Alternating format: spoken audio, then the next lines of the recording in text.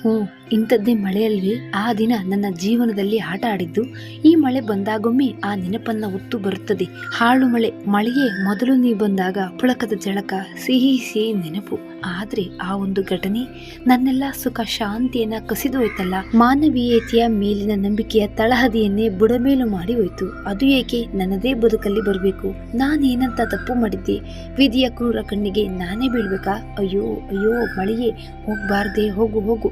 ಈ ರಪರಪನೆ ಬೀಳುವ ಸದ್ದು ಕಿವಿಯಲ್ಲಿ ಕೆಂಡ ಸುರಿದಂತಿದೆ. ಮುದ ನೀಡುವ ಮುಣ್ಣ ಗಮಲು ಹೇವರಿಗೆ ತರುತ್ತಿದೆ. ಬೇಡ ಬೇಡ, ಈ ಮಳೆ ಬರಬಾರ್ದಿತ್ತು. ಅದರೊಂದಿಗೆ ಆ ಹಾಳು ನೆನಪು. ಬೇಡ ಬೇಡ ಎನ್ನುತ್ತಾ ಓಡಿ ಹೋಗಿ ಬಾತ್ರೂಮ್ ಸೇರಿಕೊಂಡಳು ರಶ್ಮಿ. ನಳದ ಕೆಳಗೆ ಕುಳಿತವಳು ಇನ್ನು ಹೊರ ಬರುವುದು ಯಾವಾಗ್ಲೋ ಏನೋ. ಇದು ಪ್ರತಿಯೊಂದು ಬಾರಿ ಮಳೆ ಬಂದಾಗ ಆಗುವ ಸೀನು. ರಶ್ಮಿ 23 ವರ್ಷದ ಯುವತಿ. ಬೆಂಗಳೂರಿನ ಪ್ರತಿಷ್ಠಿತ ಬಡಾವಣೆಯಲ್ಲಿ ತಾಯಿಯೊಂದಿಗೆ ವಾಸ ಮಾಡ್ತಿದ್ದಾಳೆ. ತಂದೆಯ ಬಗ್ಗೆ ಏನೂ ಗೊತ್ತಿಲ್ಲ. ಇಲ್ಲಿ ಬಂದಾಗಿನಿಂದ ತಾಯಿ ಮಗಳಿಬ್ಬರೇ ಇರೋದು. ತಾಯಿ ಒಂದು ಚಿಕ್ಕ ಬೇಕರಿ ನಡೆಸ್ತಿದ್ದಾರೆ ಜೀವನೋಪಾಯಕ್ಕೆ.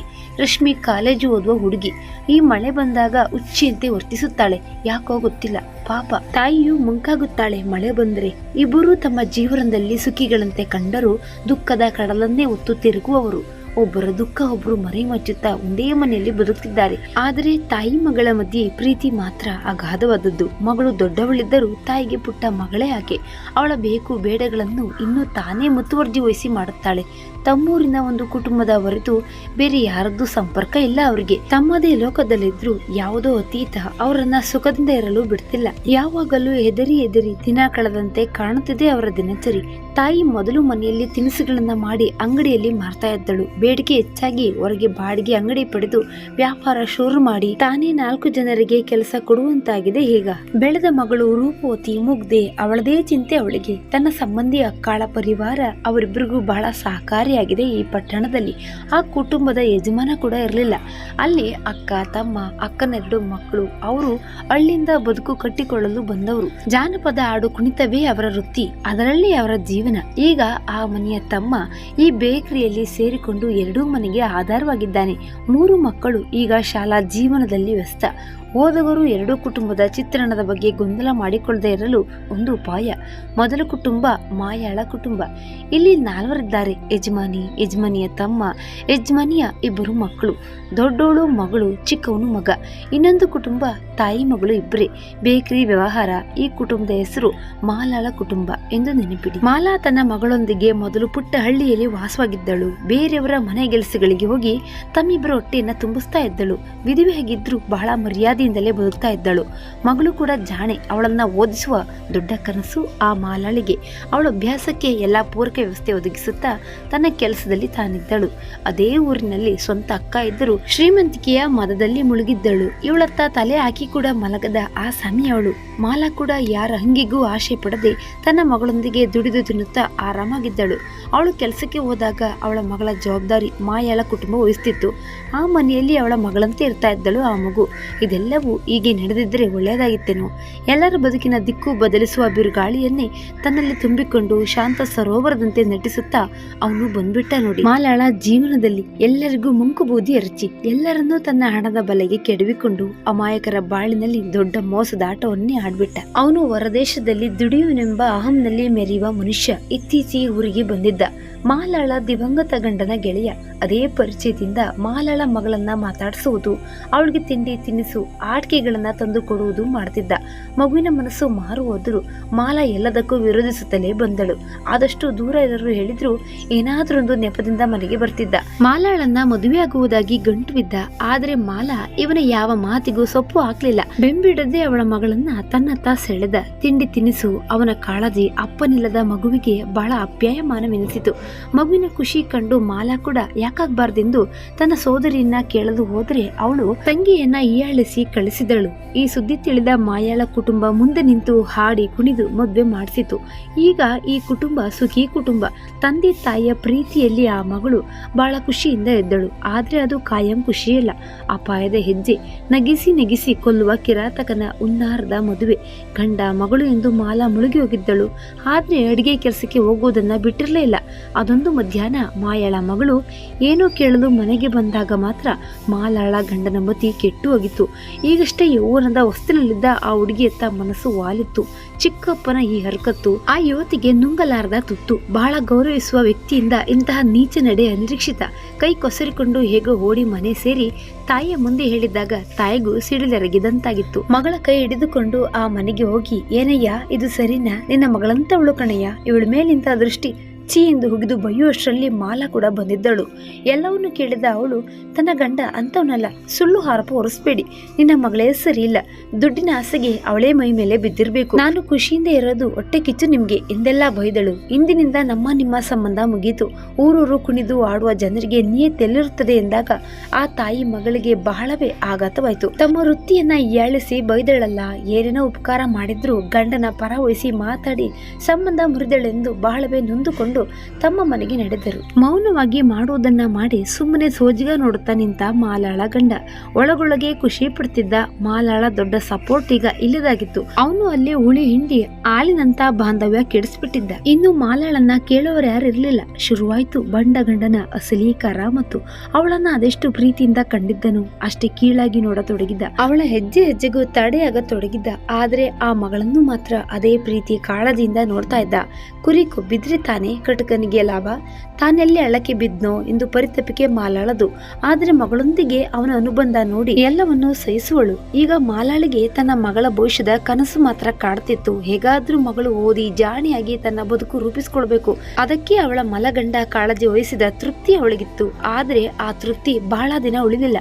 ಆ ಗಂಡನ ಮುಖ ಗೋಮುಖ ವ್ಯಾಘ್ರವೆಂದು ಸಾಬೀತಾಗಲು ಬಹಳ ದಿನ ಬೇಕಾಗ್ಲಿಲ್ಲ. ಅವನ ಮನದಲ್ಲಿ ಪಾಪದ ಕೂಪವೇ ಅಡಗಿದ ಸತ್ಯ ಮಾಲಾಳ ಮುಂದೆ ಬಂದಾಗ ಮಾಲ ತಲ್ಲಣಿಸಿ ಹೋದಳು. ಪಾಪ ಯಾರ ಮುಂದೆ ಹೇಳಿಕೊಳ್ಳುವುದು ಯಾರು ಇಲ್ಲ ಅವಳ ಬೆಂಬಲಕ್ಕೆ. ಮಾಲಾಳ ಮಗಳ ಹೆಸರು ರೀತು. 10 ವರ್ಷದ ಮಗು. ಹುಟ್ಟಿದಾಗಿನಿಂದ ರೀತು ತಂದೆಯ ಮುಖವನ್ನೇ ಕಂಡಿಲ್ಲ.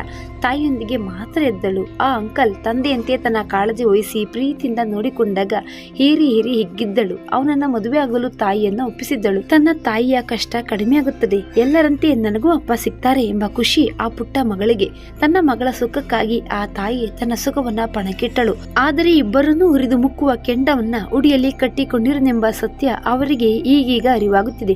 ಅದೊಂದು ದಿನ ಮನೆಗೆ ಬಂದ ಮಾಲಾ ಮಗಳನ್ನ ರೀತು ಬಾರೆ ತಂದೆಗೆ ಚಹಾ ಕೊಟ್ಪ ಅಂಗಡಿಗೆ ಹೋಗಿ ಎಂದಾಗ ಅವಳು ಇಲ್ಲ ನಾವು ಹೋಗಲ್ಲ ಅಮ್ಮ, ಅಪ್ಪ ಕೆಟ್ಟೋನು ಎಂದು ನಡುಗತೊಡಗಿದಾಗ, ಅರೆ ಇದೇನು ಹೆಂಗಂತೀಯ, ನಿನಗಾಗಿ ಏನೆಲ್ಲ ಮಾಡಿಲ್ಲ ಅವನನ್ನೇ ಕೆಟ್ಟೋನು ಅಂತೀಯಲ್ಲೇ ಎಂದೆಲ್ಲ ಬೈಯುವಷ್ಟರಲ್ಲಿ ಅವನೇ ಬಂದು ಮನೆಗೆ, ಯಾಕೆ ನನ್ನ ರಾಜ್ಕುಮಾರಿನ ಬೈಯೋದು ನೀನು, ಪಾಪ ಮಗು ಆಡಿ ದಂಡಿರುತ್ತೆ, ನೀನೇನ್ ಮಾಡೋದು, ನೀನೇ ತರೋದು ತಾನೆ ಚಹಾನ ಎಂದು ಮಾಲಾಳನ್ನೇ ದಬಾಯಿಸಿದ. ರೀತು ತಂದೆಯನ್ನು ನೋಡಿ ತಾಯಿನ ಗಟ್ಟಿಯಾಗಿ ತಬ್ಬಿ ನಿಂತಳು. ಮೈ ಕೆಂಡದಂತೆ ಸುಡುತ್ತಿರೋದು ಮಾಲಾಳ ಗಮನಕ್ಕೂ ಬಂತು. ಅಯ್ಯೋ ಶಿವನೇ, ಯಾಕೆ ಈ ಪರಿ ಜ್ವರ ನಿಂಗೆ, ಬಾಯ್ಲಿ ಮಲ್ಗು ಮೊದ್ಲು ಎಂದು ಹಾಸಿಗೆಯಲ್ಲಿ ಮಲಗಿಸಿ, ಇರು ಸ್ವಲ್ಪ ಕಷಾಯ ಮಾಡಿ ತರ್ತೀನಿ ಎಂದು ಹೇಳಲು ಹೊರಟಾಗ, ಬೇಡ ಅಮ್ಮ ನೀನ್ ಇಲ್ಲೇ ಇರು, ನನ್ನ ಪಕ್ಕಾನೇ ಇರು ಎಂದು ಗಟ್ಟಿಯಾಗಿ ಅಮ್ಮನ ಸೆರಗು ಕೈಗೆ ಸುತ್ತಿಕೊಂಡು ಮಲಗಿದಳು ರೀತು. ಅಪ್ಪನ ಮುಖ ನೋಡಲು ಹೆದರಿಕೆ ಅವಳಿಗೆ. ಆಯ್ತು, ನೀ ಅವಳ ಪಕ್ಕಾನೇ ಇರು, ನಾನೋಗಿ ಔಷಧಿ ತರುವೆ ಎಂದು ಹೊರ ಹೋದ ಮಾಲಾಳ ಗಂಡ. ಮಗಳ ವಿಚಿತ್ರ ವರ್ತನೆ ಮಾಲಾಳಿಗೆ ಒಗಟಾಗಿತ್ತು. ಅಪ್ಪ ಎಂದು ಅವನ ಹಿಂದೆ ಸುತ್ತುವ ಮಗಳು ಈಗ ಈ ರೀತಿ ಗಾಬರಿಯಾಗಿದ್ದಾಳೆ ಅಂದ್ರೆ, ರೀತು ಯಾಕಮ್ಮ ಏನಾಯ್ತು, ಯಾಕಿಷ್ಟು ಎದುರಿದ್ದೀಯ ನೀನ್ ಮಗಳೇ, ಅಪ್ಪ ಬೈದ್ರ, ಇರ್ಲಿ ಬಿಡು ಅಪ್ಪ ತಾನೇ ಎಂದಳು. ಅದಕ್ಕೆ ರೀತು, ಅಪ್ಪ ಬಹಳ ಹೊಲಸು ಕೆಟ್ಟೋನು, ಅಮ್ಮ ನನ್ ಬಿಟ್ಟು ಹೋಗ್ಬೇಡ ಅಮ್ಮ, ನನ್ ಜೊತೆಗೆ ಇರು, ದಮ್ಮಯ್ಯ ಅಂತೀನಿ, ಬಿಟ್ಟು ಹೋಗ್ಬೇಡ ಅಮ್ಮ ಎಂದು ತಬ್ಬಿ ಎಳತೊಡಗಿದಾಗ ಮಾಲಾ ಇಲ್ಲಮ್ಮ ಎಲ್ಲೂ ಹೋಗಲ್ಲ ಎಂದು ಹೇಳಿದಳು. ಅಡುಗೆ ಕೆಲಸಕ್ಕೆ ಹೋಗುವ ಮನೆಗೆ ಫೋನ್ ಮಾಡಿ 2 ದಿನ ಬರಲ್ಲ, ಮಗುಗೆ ಹುಷಾರಿಲ್ಲ ಎಂದು ಹೇಳಿ ಮಗಳ ಪಕ್ಕದಲ್ಲಿ ಕೂತ್ಬಿಟ್ಟಳು. ಗಂಡ ಬಂದವನೇ ಊಟ ಕೇಳಿದಾಗ ಬಡಿಸಿಟ್ಟು ಬಂದಳು. ಅದು ಇದು ಕಿರಿಕಿರಿ ಮಾಡುತ್ತಲೇ ಊಟ ಮಾಡಿ, ನೀ ಕೆಲಸ ಬಿಟ್ಟು ಈಗ ಮನೇಲಿ ಕೂತ್ರೆ ಹೇಗೆ ಎಂದಾಗ, ನನ್ ಮಗಳಿಗೆ ಆರಾಮಾಗೋ ತನಕ ನಾ ಎಲ್ಲೂ ಹೋಗಲ್ಲ ಎಂದಳು ಮಾಲಾ. ಕಣ್ಣಗಿಸಿದು ರೀತುಳನ್ನ ದಿಟ್ಟಿಸಿ, ಆ ಚಾಕು ಎಲ್ಲಿ, ಸ್ವಲ್ಪ ಕೊಡು, ಹರಿತ ಮಾಡ್ಬೇಕು ಎಂದಾಗ ರೀತು ತಲ್ಲಣಿಸಿ ಹೋದಳು. ಅಮ್ಮ ನೀ ಹೋಗು ಕೆಲ್ಸಕ್ಕೆ, ನಾ ಆರಾಮಿದ್ದೀನಿ, ನೀ ಹೋಗು ಎಂದು ಬಡಬಡಿಸಿ ಬಿದ್ಬಿಟ್ಟಳು. ಅಯ್ಯೋ ಇದೇನಾಯ್ತು ರೀತು ಮಗಳೇ ಎಂದು ಮುಖಕ್ಕೆ ನೀರು ಚಿಮ್ಕಿಸಿದಾಗ ರೀತು, ಬೇಡ ಅಮ್ಮನ್ ಸಾಯಿಸ್ಬೇಡ, ನಾ ಹೇಳಲ್ಲ ಎಂದು ಬಡಬಡಿಸಿ ಅಳತೊಡಗಿತು ಮಗು. ಇದು ಮಾಲಾಳಿಗೂ ದಿಗಿಲಾಯಿತು. ಮಗಳು ಯಾಕೆಗೆ ಎಂದು ಅವಳ ಮನಸ್ಸು ಗಂಡನನ್ನ ಮೊದಲ ಬಾರಿ ಶಂಕಿಸಿತು. ಮತ್ತೆ ಮರುಕ್ಷಣವೇ ಛೇ ಇಲ್ಲ ಅನ್ಸೋದು. ಮಗಳನ್ನೇ ಕೇಳಬೇಕೆಂದ್ರೆ ಅವಳು ಮಾತೇ ಆಡ್ತಿಲ್ಲ. ಜ್ವರ ಬೇರೆ ಬಿಟ್ಟು ಬರ್ತಿದೆ, ಊಟ ಇಲ್ಲ ಸರಿಯಾಗಿ. ಮಗಳನ್ನ ನೋಡಿ ಮಾಲಾಳಿಗೆ ಸಂಕಟವಾಗತೊಡಗಿತು. ಗಂಡನಿಲ್ಲದ ಸಮಯದಲ್ಲಿ ಮಗಳನ್ನ ಕೇಳಿದಾಗ, ಅಪ್ಪ ಏನ್ ಮಾಡಿದ ಮಗಳೇ, ಹೇಳು ಎಂದಾಗ, ಬೇಡ ಆ ಚಾಕು ಬಚ್ಚಿಡು ಅಮ್ಮ, ಅದನ್ನ ಬಚ್ಚಿಡು, ಅಪ್ಪ ಬಂದ್ರೆ ಚುಚ್ಚುತ್ತೆ ಎಂದು ಪರದಾಡತೊಡಗಿದಳು. ಈಗ ಮಾಲಾಳ ಸಂಶಯ ಬಲವಾಯ್ತು. ಆದ್ರೂ ಏನನ್ನೂ ನಂಬುವ ಅಥವಾ ಕೇಳುವಾಗಿರ್ಲಿಲ್ಲ. ತನ್ನತ್ತ ಕೂಡ ಈಗ ಗಂಡ ಸರಿಯಾಗಿ ಗಮನ ಕೊಡ್ತಿಲ್ಲ. ಹಾಗೂ ಹೀಗೂ ಮಗಳನ್ನ ಸಂಭಾಳಿಸುತ್ತಾ ಅವಳಿಗಾಗಿ ಕೆಲಸ ಬಿಟ್ಟು ಅವಳೊಂದಿಗೆ ಇರ್ತಾ ಇದ್ದಳು. ಶಾಲೆಗೆ ಹೋಗಲು ಹಠ ಹಿಡಿದ ಮಗಳನ್ನ ಗದರಿಸಿ, ಇಷ್ಟು ದಿನದ ನಮ್ಮ ಕಷ್ಟ ವ್ಯರ್ಥ ಆಗಲ್ವೇ ಮಗಳೇ, ಹೋಗು ಎಂದು ತಾನೇ ಕರೆದೊಯ್ದು ಶಾಲೆಗೆ ಬಿಟ್ಟು ಬಂದಳು. ಮನಸ್ಸಿಲ್ಲದೆ ರೀತು ಶಾಲೆಯಲ್ಲಿ ಕೂತಳು. ಮಗಳು ಶಾಲೆಗೆ ಹೋದ ನಂತರ ಮಾಲ ಮತ್ತೆ ಕೆಲಸಕ್ಕೆ ಹೋದಳು. ಆದ್ರೆ ಕೆಲಸದಲ್ಲಿ ಮನಸ್ಸಿಲ್ಲ, ಮಗಳ ಕಡೆಗೆ ಧ್ಯಾನ ಸೆಳೆಯುತ್ತಿತ್ತು. ಅವಸರದಲ್ಲಿ ಎಲ್ಲ ಎಡವಟ್ಟು. ಅವಳ ಕೈಯಿಂದ ಜಾರಿ ಗಾಜಿನ ಬಟ್ಟಲು ಒಡೆದಾಗ ಯಜಮಾನಿಯ ಬೈಗುಳ ಕೇಳುವಂತಾಯ್ತು. ತಳಮಳ, ಎದೆಯಲ್ಲಿ ಸಂಕಟ. ಆದ್ರೂ ಲಘು ಬಗೆಯಿಂದ ಕೆಲಸ ನಿಭಾಯಿಸಿ ಹೊರಡಲನ್ನು. ಆದ್ರೆ ಮಳೆ ಶುರುವಾಯ್ತು. ಮಗಳ ಶಾಲೆಗೆ ಹೋಗಿ ಅವಳನ್ನ ಮನೆಗೆ ಕರೆದೊಯ್ಯುವ ಉದ್ದೇಶ ಮಾಲಳದ್ದು. ಆದ್ರೆ ಬಿರುಸಿನ ಮಳೆ ಅವಳನ್ನ ತಡೆಯಿತು. ಇತ್ತ ರೀತು ತಾಯಿಯ ದಾರಿ ಕಾಯುತ್ತಾ ಶಾಲೆಯ ಆವರಣದಲ್ಲಿ ನಿಂತಳು. ಎದುರಿಗೆ ಅವಳ ಮಲತಂದೆ ಛತ್ರಿ ಹಿಡಿದು ಬರುವುದನ್ನ ಕಂಡಾಗ ರೀತು ಗಡಗಡನೆ ನಡುಗಿ ಹೋದಳು. ಮಗಳೇ, ಮಳೆಗೆ ಎದುರಿ ಇಲ್ಲಿ ನಿಂತ್ಯಾ, ಬಾಮ್ಮ ಮನೆಗೋಗೋಣ, ದಾರಿಯಲ್ಲಿ ನಿನಗೆ ಚಾಕ್ಲೇಟ್ ಹಣ್ಣು ಎಲ್ಲ ಕೊಡ್ಸುವೆ, ಬಾಮ್ಮ ಎಂದು ಗಟ್ಟಿಯಾಗಿ ಕೈ ಹಿಡಿದು ಎಳೆಯ ತೊಡಗಿದಾಗ ರೀತು, ಅಮ್ಮ ಬರ್ಲಿ, ಅವಳ ಜೊತೆ ಬರುವೆ ಎಂದು ಗಾಬರಿಯಿಂದ ಹೇಳಿದಾಗ, ಅಮ್ಮ ಮನೇಲಿದ್ದಾಳೆ, ಅವಳೆ ಕಳಿಸಿದ್ದು ಬಾ ಎಂದು ಬಲಿಪೀಠಕ್ಕೆ ಕುರಿಯನ್ನ ಎಳೆದೊಯ್ಯುವ ಹಾಗೆ ಒಯ್ದ. ಅಳುತ್ತಲೇ ರೀತು ಹಿಂಬಾಲಿಸಿದಳು. ಮಳೆಯಲ್ಲಿ ಮೈಯೆಲ್ಲ ಒದ್ದೆ ಆಯ್ತು. ನನ್ ರಾಜಕುಮಾರಿ ಬಟ್ಟೆ ಒದ್ದೆ ಆಯ್ತಲ್ಲ, ನಡಿ ಬದಲಿಸುವಂತೆ ಎಂದು ಕೋಣೆಯಲ್ಲಿ ಕರೆದೊಯ್ಯುವಾಗ ಅಮ್ಮ ಅಮ್ಮ ಎಂದು ಕೂಗುತ್ತಾ ಅಳತೊಡಗಿದ ರೀತುಳ ಮುಖಕ್ಕೆ ಬಾರಿಸಿದ. ಆ ಏಟಿಗೆ ಪಾಪ ರೀತು ತತ್ತರಿಸಿ ಹೋದಳು. ಮಾಲಾ ಕೂಡ ಮಗಳು ತನಗಾಗಿ ಎದುರು ನೋಡ್ತಾ ಇರಬಹುದು ಶಾಲೆಯಲ್ಲಿ ಎಂದು ತಳಮಳಿಸುತ್ತಲೇ ಮಳೆಯನ್ನು ಲೆಕ್ಕಿಸದೆ ಓಡುತ್ತಾ ಶಾಲೆಯ ಹತ್ತಿರ ಬಂದು ನೋಡಿದ್ರೆ ಅವಳಿಲ್ಲ. ಶಾಲೆಯ ಸೆಕ್ಯೂರಿಟಿ ತಂದೆಯೊಡನೆ ಹೋದಳೆಂದು ಹೇಳಿದಾಗ ಹೃದಯ ಬಾಯಿಗೆ ಬಂತು. ಮನೆ ಕಡೆ ಓಡತೊಡಗಿದ್ದಳು. ಮನೆ ಸಮೀಪಿಸುತ್ತಿದ್ದಂತೆ ಮಳೆ ಆ ಬಾಳು ಕೆಡುವುದನ್ನ ನೋಡಲಾರದೆ ನಿಂತೋಯ್ತು. ಅಮಾಯಕ ಮುಗ್ಧ ಮಗುವಿನ ದೇಹದೊಂದಿಗೆ ಮನಸ್ಸು ಕೂಡ ಛಿದ್ರವಾಗಿತ್ತು. ಪಾಪಿ ಮಲತಂದೆ ಪುಟ್ಟ ಮಗುವನ್ನ ಹರಿದು ಮುಕ್ಕಿದ್ದ ಶರಾಬಿನ ನಶೆಯಲ್ಲಿ. ಮಾಲಾ ಮನೆಗೆ ಬಂದ ಕೂಡಲೇ ರೀತು ಎನ್ನುತ್ತಾ ಒಳಗೂಡಿದ ಒಳಗೆ ಕೋಣೆಯ ಮೂಲೆಯಲ್ಲಿ ಹರೆಬೆತ್ತಲ ದೇಹದ ಮಗಳು ಕಂಡಳು. ತನ್ನ ರಾಕ್ಷಸ ಕೃತ್ಯ ಮುಗಿಸಿ ನಶೆಯಲ್ಲಿ ಮೊತ್ತನಾಗಿದ್ದ ಗಂಡ ಕೂಡ ಅಲ್ಲೇ ಬಿದ್ದಿದ್ದ. ಮಾಲಾಳಿಗೆ ನಡೆದ ಘೋರ ಘಟನೆ ಅರಿವಿಗೆ ಬಂತು. ಬಂದ ಕೋಪದಲ್ಲಿ ಒಳಗೆ ಹೋಗಿ ಅವನೇ ಮಸೆದು ಇಟ್ಟಿದ್ದ ಕತ್ತಿಯಿಂದ ಅವನನ್ನ ಇರಿದಳು. ಡಬ್ಬು ಬಿದ್ದಿದ್ದ ಅವನ ದೇಹದ ಭುಜಭಾಗಕ್ಕೆ 5-6 ಬಾರಿ ಇರಿದು ಅವನು ರಕ್ತದ ಮಡುವಲ್ಲಿ ಬಿದ್ದಾಗ ಮಗಳತ್ತ ಧಾವಿಸಿ ಪ್ರಜ್ಞೆ ತಪ್ಪಿದ್ದ ಅವಳ ಮುಖಕ್ಕೆ ನೀರೆರಚಿ ಎಚ್ಚರಿಸಿ ಮನೆಯಲ್ಲಿ ಇದ್ದ ಸ್ವಲ್ಪ ಹಣ ತೆಗೆದುಕೊಂಡು ಮಗಳ ಬಟ್ಟೆ ಬದಲಾಯಿಸಿ ಮುಖ ತೊಳೆಸಿ ಕರೆದುಕೊಂಡು ಅಲ್ಲಿಂದ ಹೊರಟು ಬಸ್ ಸ್ಟ್ಯಾಂಡ್ ನಲ್ಲಿ ನಿಂತ ಬಸ್ ಅನ್ನ ಏರಿ ಕುಳಿತಳು. ಎದೆಯಲ್ಲಿ ದಾವಾಗ್ನಿ ಒತ್ತಿ ಉರಿಯುತ್ತಿತ್ತು. ತನ್ನ ಮಗಳನ್ನ ಹಾಳು ಮಾಡಿದವನನ್ನ ಕೊಂದು ಬಂದರೂ ಮನಸ್ಸು ಕುದಿಯುತ್ತಿತ್ತು. ಆ ಮಗು ಮೌನಕ್ಕೆ ಶರಣಾಗಿತ್ತು. ಹೀಗೆಯೇ ಹೊರಟು ಬಂದ ತಾಯಿ ಮಗಳು ಬಸ್ ನಿಂತಾಗ ಇಳಿದು ನಿಂತರು. ಏನ್ ಮಾಡುವುದು, ಎಲ್ಲಿ ಹೋಗುವುದು ಒಂದೂ ಗೊತ್ತಿಲ್ಲ. ಬಸ್ ಸ್ಟ್ಯಾಂಡ್ ನ ಹೊರಗೆ ಬಂದು ನಿಂತಳು ಮಗಳೊಂದಿಗೆ ಮಾಲಾ. ದಾರಿ ಗೊತ್ತಿಲ್ಲ, ಹೋಗಲು ಗುರಿ ಇಲ್ಲ. ಹಸಿವು ನೀರಡಿಕೆ ಇದ್ರೂ ಒಡಲ ಸಂಕಟವೇ ತುಂಬಿಕೊಂಡು ಅವು ನೆನಪಾಗ್ಲಿಲ್ಲ. ಸುತ್ತಲೂ ನೋಡುತ್ತಾ ನಡೆಯುವಾಗ ಮುಂದೆ ಪೊಲೀಸ್ ಕಂಡಾಗ ಭಯದಿಂದ ಗುಂಡಿಗೆ ಜೋರಾಗಿ ಹೊಡೆದುಕೊಳ್ಳತೊಡಗಿತು. ಮುಂದೆ ಸ್ವಲ್ಪ ಅಂತರದಲ್ಲಿ ಜನಜಂಗುಳಿ ಕಂಡಾಗ ಭರಭರನೆ ಹೋಗಿ ಅದರಲ್ಲಿ ತೂರಿಕೊಂಡು ಮುಂದೆ ಮುಂದೆ ಹೋಗುತ್ತಾ ಮುಂದೆ ಬಂದು ನಿಂತಳು. ಆಡುವವರು ಆಡುತ್ತಾ ಕುಣಿಯುತ್ತಾ ಜನರನ್ನ ರಂಜಿಸ್ತಾ ಇದ್ರು. ದಿಟ್ಟಿಸಿ ನೋಡಿದಾಗ ತನ್ನೂರಿನ ಮಾಯಾ ಕುಟುಂಬವದು. ಆ ಗಂಡನ ಅರಕತ್ತಿನ ಸಲುವಾಗಿ ಅವರಿಂದ ದೂರವಾಗಿದ್ದ ಮಾಲಾಳಿಗೆ ಆ ಕುಟುಂಬದ ಬಗ್ಗೆ ಏನು ಮಾಹಿತಿ ಇರಲಿಲ್ಲ.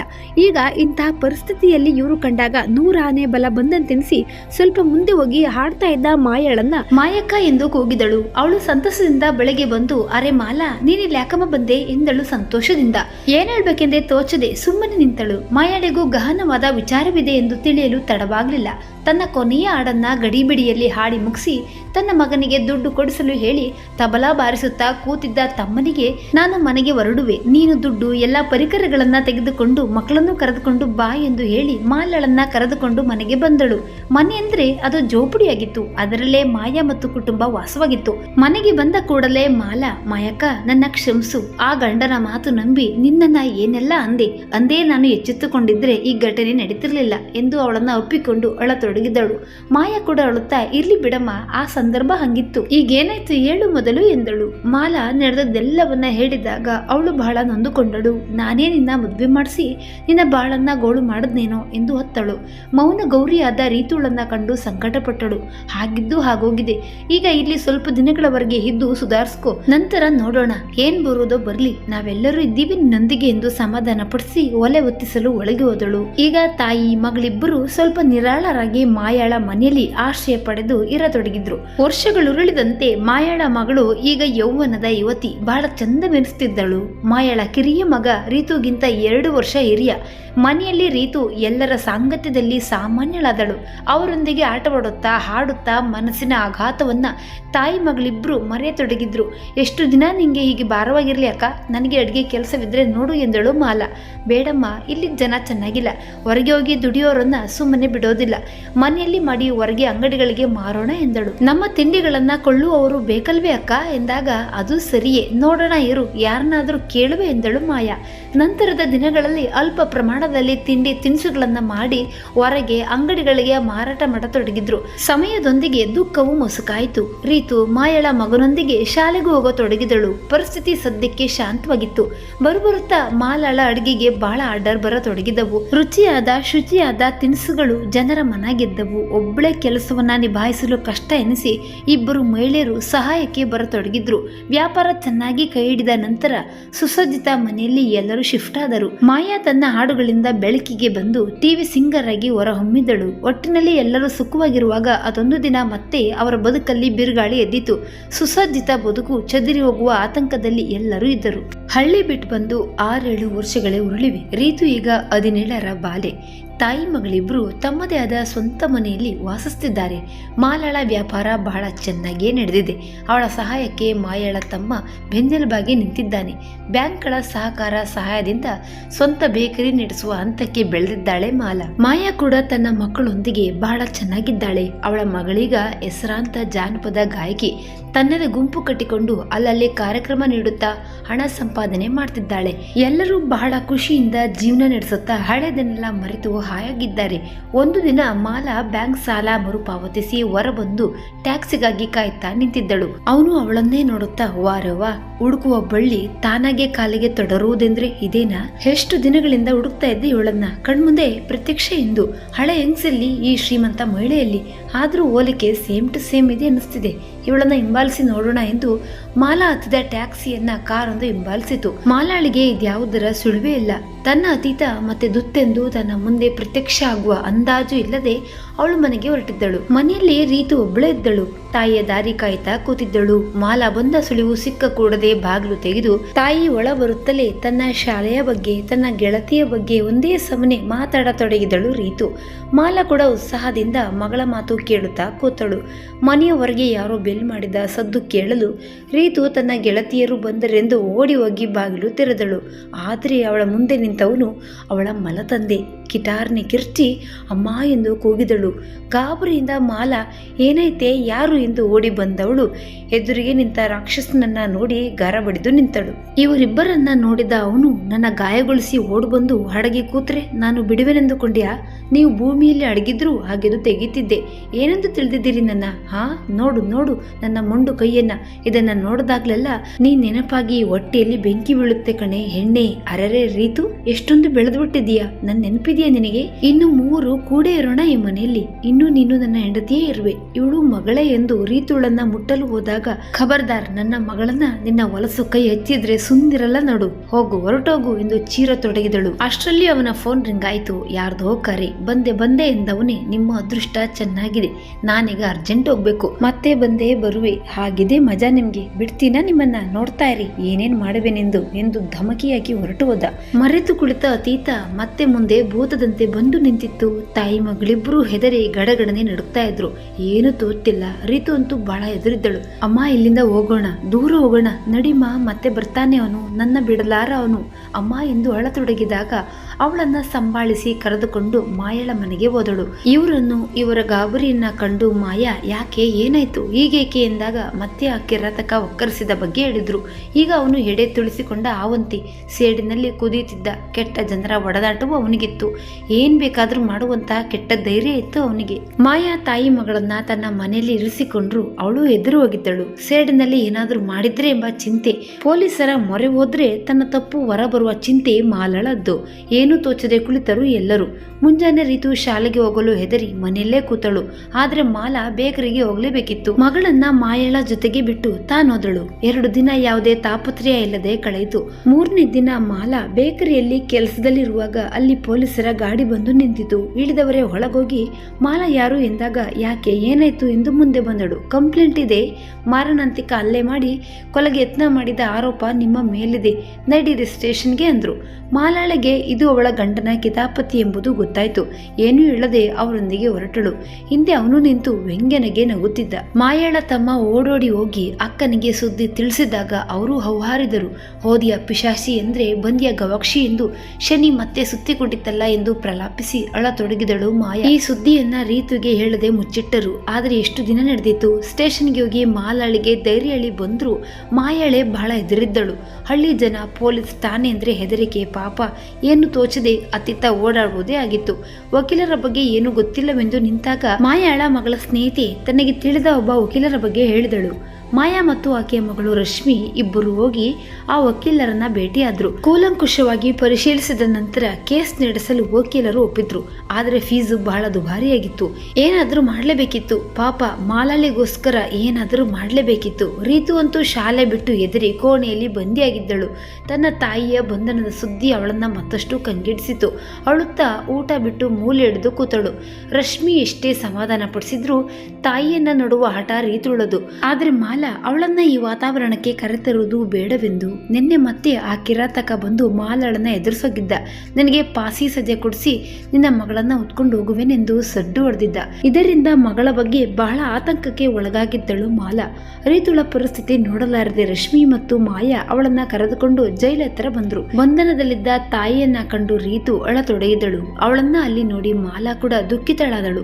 ಬೇಗ ಕರ್ಕೊಂಡೋಗಿ ಇವಳನ್ನ, ಅವನಿಲ್ಲೇ ಸುತ್ತಾಡ್ತಿದ್ದಾನೆ, ನನ್ನ ಮಗಳಿಗೆ ಹಾನಿ ಮಾಡಬಹುದು, ಬೇಗ ಹೋಗಿ ಎಂದು ಚಟಪಡಿಸುತ್ತಾ ನಿಂತಳು. ವಕೀಲರು ಮಾಲಾಳನ್ನ ಮಾಹಿತಿಗಾಗಿ ಭೇಟಿಯಾಗಲು ಬಂದ್ರು.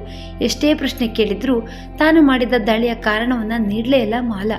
ಹೀಗಾದರೆ ಕೇಸ್ ಬಿದ್ದೋಗುತ್ತದೆ, ಸತ್ಯ ಬೇಕೇ ಬೇಕು ಎಂದು ವಕೀಲರು ಎಚ್ಚರಿಕೆ ನೀಡಿ ಹೋದ್ರು. ನಂತರ ಮಾಲಾ ಎಲ್ಲರಲ್ಲೂ ಮನವಿ ಮಾಡಿದಳು. ಏನೇ ಆದ್ರೂ ನನ್ನ ಮಗಳ ಮೇಲೆ ನಡೆದ ದೌರ್ಜನ್ಯ ಹೊರಗೆ ಬರಬಾರದು. ಅವಳ ಭವಿಷ್ಯದ ದೃಷ್ಟಿಯಿಂದ ಈ ಸಹಾಯ ನನಗೆ ಮಾಡಿ ಎಂದಳು. ಸತ್ಯ ಹೇಳದೇ ಇದ್ರೆ ನಿನಗೆ ಶಿಕ್ಷೆ ಆಗುತ್ತದಲ್ಲ ಮಾಲಾ ಎಂದಾಗ ಅದಕ್ಕೆ ನಾನು ಸಿದ್ಧಳಿರುವೆ, ಆದರೆ ಮಗಳ ಭವಿಷ್ಯ ಹಾಳು ಮಾಡ್ಲಾರೆ ಎಂದಳು.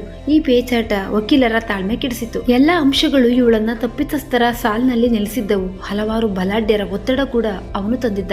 ಪಾಪ ಸತ್ಯ ಹೇಳಿದ್ರೆ ಮಾತ್ರ ಮಾಲಾ ಉಳಿಬಹುದು ಎಂಬಂತ ಇಕ್ಕಟ್ಟಿನ ಪರಿಸ್ಥಿತಿ. ಎಷ್ಟೇ ಹೇಳಿದ್ರು ಮಾಲಾ ಆಗೋದೆಲ್ಲ ಆಗ್ಲಿ ಎಂದು ಕುಳಿತೇ ಬಿಟ್ಟಳು. ವಕೀಲರು ಕೂಡ ಅಸಹಾಯಕರಾದ್ರು. ಎಲ್ಲವನ್ನೂ ನೋಡಿದ ರೀತು ತನ್ನ ತಾಯಿಯ ವಿರುದ್ಧ ಹೋಗುವ ನಿರ್ಧಾರಕ್ಕೆ ಬಂದಳು. ತನ್ನ ಕಣ್ಣು ಮುಂದೆ ತಾಯಿಗೆ ಶಿಕ್ಷೆ ಆಗುವುದನ್ನ ನೋಡಲಾಗ್ಲಿಲ್ಲ. ಇಷ್ಟೆಲ್ಲ ಕಾಟ ಕೊಟ್ಟ ಕಿರಾತಕನನ್ನ ಸುಮ್ಮನೆ ಬಿಡಲು ರೀತು ತಯಾರಿಲ್ಲ. ಹೆದರುತ್ತಾ ಕುಳಿತರೆ ತಮ್ಮಿಬ್ಬರ ಬದುಕು ನರಕವಾಗುವುದನ್ನ ಅರಿತಳು. ಕೋರ್ಟ್ನಲ್ಲಿ ತಾನೇ ಸತ್ಯ ಹೇಳುವುದಾಗಿ ಘೋಷಣೆ ಮಾಡಿದಳು. ಪತ್ರಿಕೆಗಳಲ್ಲಿ ಈ ವಿಷಯ ಬಹಿರಂಗ ಆಯಿತು. ಅವಳು ಹೇಳುವ ಸತ್ಯ ಈ ಕೇಸನ್ನ ಅಲ್ಲಾಡಿಸುವುದರಲ್ಲಿ ಸಂಶಯವಿಲ್ಲ ಎಂದು ಪತ್ರಿಕೆಗಳು ಬರೆದವು. ಆ ಕಿರಾತಕನಿಗೆ ಆಶ್ರಯ ನೀಡಿದ ಎಲ್ಲಾ ಮುಖಂಡರ ಹೆಸರುಗಳನ್ನ ಬಯಲಿಗೆಳೆದು ಅವರನ್ನು ಕೂಡ ಕೇಸ್ನಲ್ಲಿ ಶಾಮೀಲುಗೊಳಿಸುವುದರ ಬಗ್ಗೆ ಕೂಡ ಸುದ್ದಿ ಹಬ್ಬಿತು. ಹೀಗಾಗಿ ಅವನ ಹಿಂದೆ ಇದ್ದ ಎಲ್ಲರೂ ಅವನನ್ನ ದೂರ ಬಿಟ್ರು. ಹೀಗ್ ಬಂತು ಪದ್ಧತಿ ಅವನಿಗೆ. ಒಬ್ಬಂಟಿಯಾದ ಸಲಗದಂತೆ ಓಡಾಡತೊಡಗಿದ. ಹೇಗಾದ್ರೂ ಮಾಡಿ ರೀತುಳ ಕತೆ ಮುಗಿಸ್ಬೇಕು. ಅವಳು ಬಾಯಿ ಬಿಡುವ ಮೊದಲು ಏನೋ ಹುನ್ನಾರ ನಡೆಯಿತು. ಆದ್ರೆ ವಕೀಲರು ರೀತುಳನ್ನ ಜಡ್ಜ್ ಮುಂದೆ ಹಾಜರುಪಡಿಸಿ ಹೇಳಿಕೆ ನೀಡಿದ್ರು. ರೀತು ನಡೆದ ಎಲ್ಲಾ ಘಟನೆಗಳನ್ನ ಚಾಚು ತಪ್ಪದೆ ಹೇಳಿದ್ದಳು ಅಳುತ್ತಾ. ತನ್ನ ತಾಯಿಯನ್ನು ತನ್ನನ್ನು ಕೊಲ್ಲುವ ಬೆದರಿಕೆ ಹಾಕಿದ್ದಾನೆಂದು ಹೇಳಿದಳು ಜಡ್ಜ್ ಮುಂದೆ. ರೀತುಳ ಜೀವಕ್ಕೆ ಅಪಾಯವಿರುವುದನ್ನ ಕೋರ್ಟ್ ಗಮನಕ್ಕೆ ತಂದರು ವಕೀಲರು. ಹೀಗಾಗಿ ಆ ಕಿರಾತಕನನ್ನ ಬಂಧಿಸುವವರೆಗೂ ಅವಳಿಗೆ ರಕ್ಷಣೆ ದೊರೆಯಿತು. ಈಗ ಪೊಲೀಸರ ಕಣ್ತಪ್ಪಿಸಿ ಓಡಾಡುವುದೇ ದೊಡ್ಡ ಸವಾಲಾಯಿತು ಕಿರಾತಕನಿಗೆ. ಅವನಿಗೆ ರಕ್ಷಣೆ ಕೊಡಲು ಯಾರು ಮುಂದೆ ಬರಲಿಲ್ಲ. ತನ್ನ ಮಂತ್ರ ತನಗೆ ತಿರುಗೇಟಾಗುವುದೆಂದು ಅವನು ಕನಸಿನಲ್ಲೂ ಎಣಿಸಿರಲಿಲ್ಲ. ಈ ರೀತು ತಾಯಿಯ ಶಿಕ್ಷೆ ತಡೆಯಲು ಇಷ್ಟು ದಿಟ್ಟ ಹೆಜ್ಜೆ ಇಡುವ ಬಗ್ಗೆ ಸುಳಿವು ಇರಲಿಲ್ಲ. ಹೆಂಗಸರನ್ನ ಹೆದರಿಸಿ ತನ್ನ ಬೇಳೆ ಬೇಯಿಸುವ ಅವನ ಇರಾದೆ ತಲೆ ಕೆಳಗಾಗಿತ್ತು. ಅಂದು ಕೋರ್ಟ್ನಲ್ಲಿ ರೀತುಳ ಹೇಳಿಕೆ ಇತ್ತು. ಮಾಲಾಳನ್ನು ಕೂಡ ತಂದು ಕಟಕಟೆಯಲ್ಲಿ ನಿಲ್ಲಿಸಿದ್ರು. ರೀತುವನ್ನು ಕೂಡ ಕಟಕಟೆಗೆ ಕರೆದ್ರು. ಮಾಲಾ ಮಗಳಿಗೆ ಏನು ಹೇಳದಂತೆ ಕಣ್ಣಲ್ಲೇ ಮನವಿ ಮಾಡ್ತಾ ಇದ್ರು. ರೀತು ತನ್ನ ಮಾತು ಶುರು ಮಾಡಿದಳು. ಅವಳು ಇನ್ನೇನು ನಡೆದ ಘಟನೆಯನ್ನ ಹೇಳಬೇಕು. ಅಷ್ಟರಲ್ಲಿ ಒಬ್ಬ ಸರ್ದಾರ್ಜಿ ಅವಳತ್ತ ಬಂದೂಕು ಹಿಡಿದು ಹೊರಗೆ ನೂಕುತ್ತಾ ಹೇಳತೊಡಗಿದ್ದನು. ಮುಂದೆ ಯಾರಾದ್ರೂ ಬಂದ್ರೆ ಶೂಟ್ ಮಾಡಿ ರೀತುವನ್ನ ಕೊಲ್ಲುವುದಾಗಿ ಹೇಳತೊಡಗಿದನು. ಕೋರ್ಟ್ನಲ್ಲಿ ಸಾಕಷ್ಟು ಪೊಲೀಸರಿದ್ರು. ರೀತುಳ ದೆಸೆಯಿಂದ ಅಸಹಾಯಕರಾದ್ರು. ಇದನ್ನ ಕಂಡ ಮಾಲಾ ಮೂರ್ಛೆ ಹೋದಳು. ಮಾಯಾ ರಶ್ಮಿ ಅವಳತ್ತ ಓಡಿದ್ರು. ರೀತುವನ್ನ ಅಪಹರಿಸಿ ಗಾಡಿಯಲ್ಲಿ ಪರಾರಿಯಾದನು ಕಿರಾತಕನು ಸರ್ದಾರ್ಜಿ ವೇಷದಲ್ಲಿ. ಪೊಲೀಸ್ ಕೂಡ ಬೆಂಬತ್ತಿತ್ತು. ಎಲ್ಲವೂ ಸಿನಿಮಿಯ ರೀತಿಯಲ್ಲಿ ನಡೆದೋಗಿತ್ತು. ತನ್ನ ಮಗಳು ಅಪಾಯದಲ್ಲಿ ಇರುವುದರಿಂದ ಮಾಲಾ ಗಾಬರಿಂದ ಸುಸ್ತಳಾದಳು. ಅವಳನ್ನು ಸಮೀಪದ ಆಸ್ಪತ್ರೆಗೆ ದಾಖಲಿಸಲಾಯಿತು. ಮಾಯಾ ಮತ್ತು ಕುಟುಂಬ ಗರಬಡದಂತೆ ಕೂತ್ಬಿಟ್ರು. ರೀತುಳ ಬಗ್ಗೆ ಬಹಳ ಚಿಂತೆ ಆಯಿತು ಎಲ್ಲರಿಗೂ. ಕೋರ್ಟ್ನಿಂದ ಅಷ್ಟು ಪೊಲೀಸರ ಮಧ್ಯೆ ಅಪಹರಿಸಿ ಒಯ್ದ ಅವನ ಧೈರ್ಯ ಎಷ್ಟಿರಬೇಡ. ಎಲ್ಲಾ ಕಡೆಗೆ ಅವನಿಗಾಗಿ ಬಲೆ ಬೀಸಲಾಯಿತು. ಎಚ್ಚರಾದ ಮಾಲಾಳಿಗೆ ಮಗಳದ್ದೇ ಚಿಂತೆ. ಏನ್ ಮಾಡ್ತಿದ್ದಾನೋ ತನ್ನ ಮಗಳೊಂದಿಗೆ ಎಂಬ ಭಯದಿಂದ ತತ್ತರಿಸಿ ಹೋಗಿದ್ದಳು. ಈಗ ಪೊಲೀಸರ ಮೇಲೆ ಸರ್ಕಾರದ ಒತ್ತಡ ಹೆಚ್ಚಾಯಿತು. ಇದು ಪೊಲೀಸರ ನಿರ್ಲಕ್ಷ್ಯ ಎಂದು ಮಂತ್ರಿಗಳು ತಾರಾಟೆಗೆ ನಿಂತರು. ಎಲ್ಲೆಡೆ ಈ ಪ್ರಕರಣ ಸದ್ದು ಮಾಡತೊಡಗಿತು. ರೀತುವನ್ನ ಅಪಹರಿಸಿ ಅವನು ದಟ್ಟ ಕಾಡಿನ ಮಧ್ಯೆ ನುಸುಳಿ ಅಲ್ಲಿ ಒಂದು ಅಡಗುದಾಣದಲ್ಲಿ ಬಚ್ಚಿಟ್ಟುಕೊಂಡು ಕೂತನು. ಅವನ ಕೆಲ ಆಪ್ತರು ಅವನೊಂದಿಗೆ ಇದ್ರು. ಹಾಗಾಗ ಊರೊಳಗೆ ಬಂದು ಎಲ್ಲಾ ಮಾಹಿತಿ ಕಲೆ ಹಾಕಿ ಅವನಿಗೆ ಹೇಳ್ತಾ ಇದ್ರು. ರೀತು ಅಂತೂ ಹೆದರಿದ ಹುಲ್ಲಿಯಾಗಿದ್ದಳು. ಯಾವಾಗ ಏನ್ ಮಾಡುವನೋ ಎಂಬ ಹೆದರಿಕೆಯಲ್ಲಿ ಭಯಭೀತಳಾದಳು. ಈಗ ಅವನಿಗೆ ತನ್ನ ಪ್ರಾಣ ಉಳಿಸಿಕೊಳ್ಳುವುದೇ ಮೊದಲ ಆದ್ಯತೆ ಆಗಿತ್ತು. ಹೀಗಾಗಿ ರೀತುವಿನ ತಂಟೆಗೆ ಬರಲಿಲ್ಲ. ಆದ್ರೂ ಆಗಾಗ ನಿನ್ನ ಸುಮ್ಮನೆ ಬಿಡಲ್ಲ ಎಂದು ಎದುರಿಸ್ತಿದ್ದ. ಅವನು ಹೊರದೇಶಕ್ಕೆ ಪಲಾಯನಗೈಯುವ ಪ್ರಯತ್ನದಲ್ಲಿದ್ದ. ರೀತುವನ್ನ ಕೊಂದು ಅಲ್ಲಿಂದ ಪರಾರಿಯಾಗುವ ಪ್ಲಾನ್ ಮಾಡಿದ್ದ. ಅದಕ್ಕಾಗಿ ಸಮಯ ಸಂದರ್ಭ ಎದುರು ನೋಡ್ತಾ ಕುಳಿತಿದ್ದ. ಆದ್ರೆ ಪಾಪ ರೀತುಳ ಪರಿಸ್ಥಿತಿ ಬಹಳ ಗಂಭೀರವಾಗಿತ್ತು. ಸರಿಯಾದ ಊಟ ನೀರಿಲ್ಲದೆ ನಿತ್ರಾಣಳಾಗಿದ್ದಳು. ತನ್ನ ಸಾವು ಇನ್ನೂ ಖಚಿತ ಎಂದು ಹಾರಿದಳು. 3-4 ದಿನಗಳಾದ್ರೂ ಪೊಲೀಸರಿಗೆ ಯಾವ ಸುಳಿವೂ ಸಿಗ್ಲಿಲ್ಲ. ಅವರು ಅಹೋರಾತ್ರಿ ಅವನ ಹುಡುಗಾಟದಲ್ಲಿ ನಿರತರಾಗಿದ್ರು. ಆದ್ರೂ ಯಾವ ಸುಳಿವು ಕೈಗೆ ಸಿಗ್ಲಿಲ್ಲ. ಎಲ್ಲಾ ಕಡೆಯಿಂದಲೂ ಒತ್ತಡ ಬರ್ತಾ ಇತ್ತು ಪೊಲೀಸರ ಮೇಲೆ. ಏನೇ ಆದ್ರೂ ಏನು ಮಾಡಲಾಗದ ಸಂದಿಗ್ಧ ಪರಿಸ್ಥಿತಿ ಎದುರಾಗಿತ್ತು. ಅದೊಂದು ರಾತ್ರಿ ಅವಳ ಮುಂದೆ ಏನೋ ತಿನ್ನಲು ತಂದಿಟ್ರು. ಬಹಳವೇ ಹಸಿವೆಯಾಗಿದ್ದರಿಂದ ರೀತು ಗಬಗಬನೆ ತಿಂದಳು. ನೀರು ಕೂಡ ಕುಡಿದ್ಮೇಲೆ ಸ್ವಲ್ಪ ಮೈಯಲ್ಲಿ ಚೈತನ್ಯ ಬಂದಂತಾಗಿತ್ತು. ಬುದ್ಧಿಯೂ ಓಡತೊಡಗಿತು. ಗಾಬರಿಯನ್ನು ಬಿಟ್ಟು ರೀತು ಯೋಚಿಸತೊಡಗಿದ್ದಳು. ಏನಾದರೂ ಮಾಡಲೇಬೇಕು ಎಂಬ ನಿರ್ಧಾರಕ್ಕೆ ಬಂದು ತಾನಿರುವ ಸ್ಥಳವನ್ನ ಸರಿಯಾಗಿ ಗಮನಿಸಿದಳು. ರಾತ್ರಿ ನಿಶ್ಶಬ್ದದಲ್ಲಿ ರೈಲು ಓಡಾಡುವ ಶಬ್ದ ಕೂಡ ಕೇಳಿತ್ತು. ಅಂದರೆ ಸಮೀಪದಲ್ಲಿ ರೈಲ್ವೆ ಟ್ರ್ಯಾಕ್ ಇರೋದು ಪಕ್ಕಾ ಆಯ್ತು. ಶಬ್ದ ಬರುವ ದಿಕ್ಕನ್ನ ಕೂಡ ನೆನಪಿಟ್ಟುಕೊಂಡು ಕೂತಳು. ಮಧ್ಯರಾತ್ರಿ ಅವರೆಲ್ಲರೂ ನಿದ್ದೆಯ ಮುಂಪಿನಲ್ಲಿರುವಾಗಲೇ ಸಾವಕಾಶವಾಗಿ ಬಾಗಿಲತ್ತ ಕೂತಲ್ಲೇ ಸರಿಯತೊಡಗಿದಳು. ಸ್ವಲ್ಪವೂ ಸದ್ದು ಮಾಡದೆ ಬಾಗಿಲ ಸಮೀಪಕ್ಕೆ ಬಂದಳು. ಅದೇನು ಪಕ್ಕಾ ಕದವಲ್ಲ, ಬಿದಿರಿನ ತಡಿಕೆ. ಏನು ಗಲಾಟೆ ಇಲ್ಲದ ರೀತು ಬಗ್ಗೆ ಅವರೆಲ್ಲರೂ ನಿರ್ಬಿಡೆಯಿಂದ ಎದ್ದರು. ಆ ಕಿರಾತಕ ಎಲ್ಲಿದ್ದಾನೋ ಇವಳಿಗೆ ಗೊತ್ತಿಲ್ಲ. ಅವನೇನಾದ್ರೂ ನೋಡಿದ್ರೆ ಮುಗೀತು ನನ್ನ ಕತೆ ಎಂದುಕೊಂಡ ರೀತು ಬಹಳ ಎಚ್ಚರಿಕೆಯಿಂದ ಹೊರಗೆ ಇಣುಕಿದಳು. ಕತ್ತಲೆ ಹೊರತು ಬೇರೆ ಏನು ಕಾಣಲಿಲ್ಲ. ಇನ್ನೂ ಒಂದ್ ಹೆಜ್ಜೆ ಮುಂದಿಟ್ರೆ ಹೊರಗೆ, ಆದ್ರೆ ಹಿಂದಿನಿಂದ ಯಾರು ಹಿಡಿದುಕೊಂಡ ಅನುಭವ. ಅರೆ ಎಂದು ನೋಡಿದ್ರೆ ಅವಳನ್ನ ಅಲ್ಲಿದ್ದ ಕಂಬಕ್ಕೆ ಉದ್ದ ಹಗ್ಗ ಬಿಟ್ಟು ಕಟ್ಟಲಾಗಿದೆ. ಮತ್ತೆ ಬಂದಂತೆಯೇ ಹಿಂದೆ ಬಂದು ತನ್ನ ಜಾಗಕ್ಕೆ ಕೂತಳು. ಹೇಗಾದ್ರೂ ಮಾಡಿ ಇಲ್ಲಿಂದ ಪಾರಾಗ್ಲೇಬೇಕು. ಇಲ್ಲದೆ ಇದ್ರೆ ಆ ಕಿರಾತಕ ನನ್ನನ್ನ ಕೊಂದು ತಪ್ಪಿಸಿಕೊಳ್ಳಲು ತಯಾರಿ ನಡೆಸಿರುವನೆಂದು ರೀತು ಚಡಪಡಿಸತೊಡಗಿದಳು. ಹಿಂದೆ ಕೆಲಸವಾಗಬೇಕು. ತಡ ಮಾಡಿದ್ರೆ ಆಪತ್ತು ಎನಿಸಿತು ಅವಳಿಗೆ. ಇತ್ತ ಮಾಲಾಳ ಪರಿಸ್ಥಿತಿ ಗಂಭೀರವಾಗಿತ್ತು. ಆಸ್ಪತ್ರೆಯಲ್ಲಿ ಇದ್ದರೂ ಮಗಳ ಚಿಂತೆಯಲ್ಲಿ ಅವಳು ಸಾಕಷ್ಟು ಕೊರಗಿ ಹೋದಳು. ತಾನು ಮಾಡಿದ ಒಂದು ತಪ್ಪು ತನ್ನ ಮಗಳಿಗೆ ಕುತ್ತಾಗಿ ಪರಿಣಮಿಸ್ತಲ್ಲ ಎಂದು ದುಃಖಿತಳಾದಳು ಮಾಲಾ. ಪೊಲೀಸರು ಹಗಲಿರುಳು ಆ ಕಿರಾತಕನ ಹುಡುಕಾಟದಲ್ಲಿ ಇದ್ರು. ರೀತುಳ ಸಂರಕ್ಷಣೆ ಅಗತ್ಯವಾಗಿತ್ತು. ಎಲ್ಲಾ ರೀತಿಯಿಂದ ಪ್ರಯತ್ನ ನಡೆದಿತ್ತು. ಕಾಡಿನ ಮಧ್ಯೆ ಅವನಿರುವ ಸುಳಿವಿನ ಮೇರೆಗೆ ಕಾರ್ಯಾಚರಣೆ ಶುರುವಾಗುವುದಿತ್ತು. ಆದರೆ ದುರಾದೃಷ್ಟವತ್ ರೀತು ಅಲ್ಲಿಂದ ತಪ್ಪಿಸಿಕೊಳ್ಳಲು ಹೊಂಚು ಹಾಕಿ ಹೊಸ ಆಪತ್ತಿಗೆ ಸಿಕ್ಕಿ ಹಾಕಿಕೊಳ್ಳುವ ಪ್ರಸಂಗ ನಡೆಯಿತು. ರಾತ್ರಿ ಬಂಡ ಧೈರ್ಯ ಮಾಡಿ ಕಟ್ಟಿದ್ದ ಬಂಧನವನ್ನ ಅಲ್ಲಿದ್ದ ನೀರಿನ ಗ್ಲಾಸ್ ಉಪಯೋಗಿಸಿ ಕೊರೆದು ಕತ್ತರಿಸಿ ಸುಮ್ಮನೆ ಕೂತಳು. ನಂತರ ಸಾವಕಾಶವಾಗಿ ತಡಿಕೆ ಸರಿಸಿ ಹೊರಗೆ ಇಣುಕಿದಾಗ ಎಲ್ಲರೂ ನಿದ್ರೆಗೆ ಶರಣಾಗಿದ್ದಾರೆ. ಪುಟ್ಟ ಹುಡುಗಿ ಹೆದರಿಕೆಯಿಂದ ಏನು ಮಾಡಲು ಎಂಬ ನಿಶ್ಚಿಂತೆ ಅವರಿಗೆ ನಿದ್ರೆಗೆ ಅನುವಾಗಿದೆ. ಆ ಕಿರಾತಕ ಕೂಡ ಬಿಲದಲ್ಲಿ ಸೇರಿ ಅಡ್ಗಿ ಕೂತಿರ್ಬೇಕು. ಅವನ ಸುಳಿವೂ ಇಲ್ಲ. ರೀತು ಮೆಲ್ಲಗೆ ಹೊರಗಡೆ ಇಟ್ಟು ಮುಂದೆ ಮುಂದೆ ಸಾಗತೊಡಗಿದಳು. ಮೊದಲೇ ಯಾವ ದಿಕ್ಕಿನಲ್ಲಿ ಸಾಗಬೇಕು ಎಂಬ ಎಣಿಕೆ ಮಾಡಿಕೊಂಡಂತೆ ನಡೆದಳು. ಆದ್ರೆ ಎಲ್ಲಿದ್ದವೋ ಆ ಬೇಟೆ ನಾಯಿಗಳು ಬೊಗಳುತ್ತಾ ಇವಳತ್ತ ಓಡಿ ಬರತೊಡಗಿದಾಗ ದಿಕ್ಕು ಪಕ್ಕು ಎಲ್ಲಾ ಮರೆತು ಕಾಡಿನಲ್ಲಿ ಓಡತೊಡಗಿದಳು. ಎಷ್ಟು ಸಾಧ್ಯವೋ ಅಷ್ಟು ಜೋರಾಗಿ ಓಡಿದಳು. ನಾಯಿಗಳ ಬೊಗಳುವಿಕೆಗೆ ಅವರೆಲ್ಲರೂ ಪೊಲೀಸರ ದಾಳಿಯಾಗಿದೆ ಎಂದು ಅಲ್ಲಲ್ಲಿ ಓಡಿ ಹೋಗಿ ಅವಿತು ಕುಳಿತರು. ಇದರ ಮಧ್ಯೆ ಅವರಿಗೆ ರೀತುಳ ನೆನಪೇ ಇಲ್ಲ. ತಮ್ಮ ಬಗ್ಗೆ ಮಾತ್ರ ಯೋಚಿಸಿ ದಿಕ್ಕಾಪಾಲಾಗಿ ಓಡಿದರು. ಬಿಲದಲ್ಲಿ ಕೂತಿದ್ದ ಅವನು ಸುಮ್ಮನೆ ಅಲ್ಲೇ ಕುಳಿತುಬಿಟ್ಟ.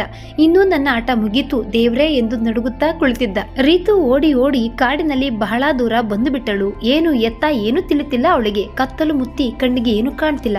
ತಾನು ಹೋಗ್ಬೇಕಾದ ದಿಕ್ಕು ಯಾವುದೋ, ತಾನೆಲ್ಲಿ ಬಂದೆನೋ ಅರಿವಾಗದೆ ಕಾಡಿನಲ್ಲಿ ಏನೇನೋ ಕಲ್ಪನೆಗಳು ಅವಳನ್ನ ಮುತ್ತಿ ಎದುರಿಸುತ್ತಿವೆ. ದನಿ ತೆಗೆದು ಅಳಲು ಕೂಡ ಭಯವಾಗುತ್ತಿದೆ ಅವಳಿಗೆ. ತಡಕಾಡುತ್ತಾ ಮುಂದೆ ಮುಂದೆ ಹೋಗುತ್ತಲೇ ಇದ್ದಾಳೆ.